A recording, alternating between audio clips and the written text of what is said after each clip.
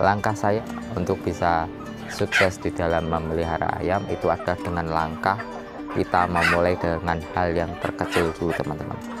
Intinya jangan berambisi, teman-teman. Kita cuma untuk kandang kita bisa manfaatkan bahan-bahan bekas yang sudah tidak terpakai untuk bisa meminit dari pengeluaran itu sendiri.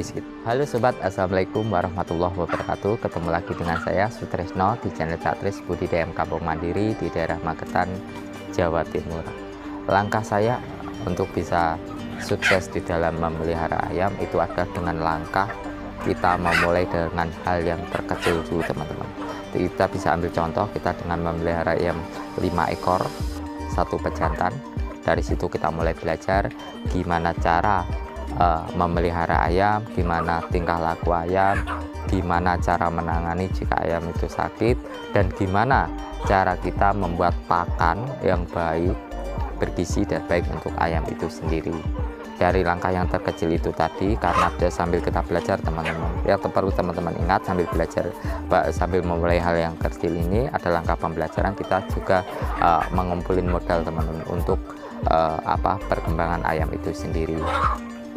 Dari situ karena cuma sedikit, teman-teman, kita bisa memanfaatkan.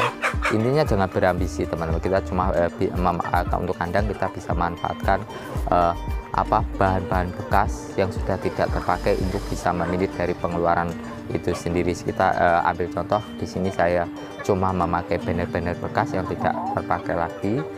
Ya seperti ini kandangnya, saya cuma memanfaatkan apa adanya, saya tidak berambisi.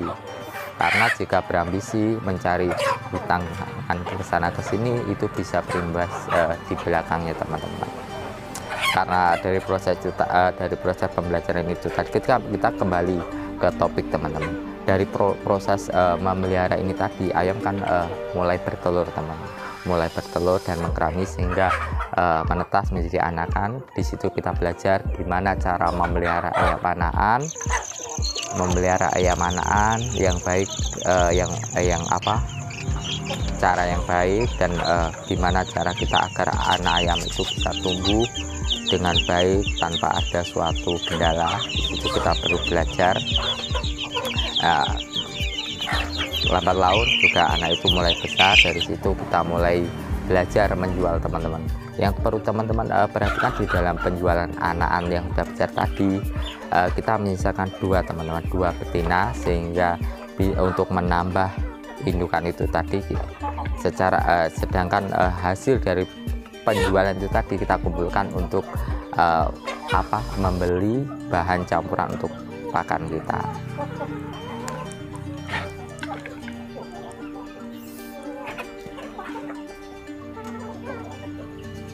Jadi dari proses itu tadi, yang perlu teman perhatikan, kita menyisakan 1/8 untuk membangun kandang, karena cuma 1/8, jadi ya seadanya.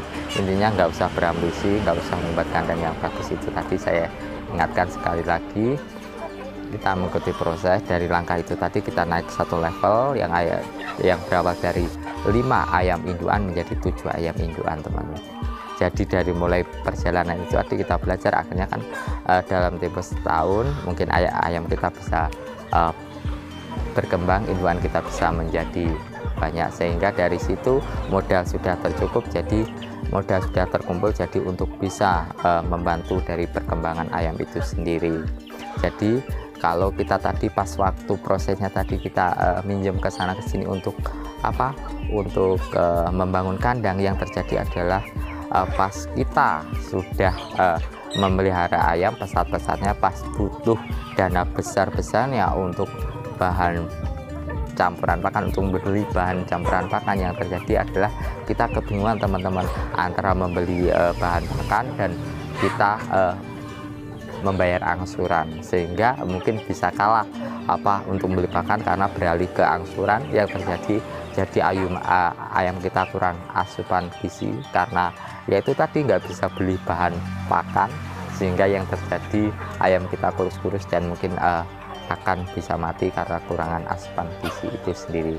Dan semoga sedikit ilmu berdasarkan pengalaman saya pribadi, teman-teman, semoga bisa bermanfaat bagi teman-teman di rumah. Salam budidaya kampung mandiri. Assalamualaikum warahmatullahi wabarakatuh.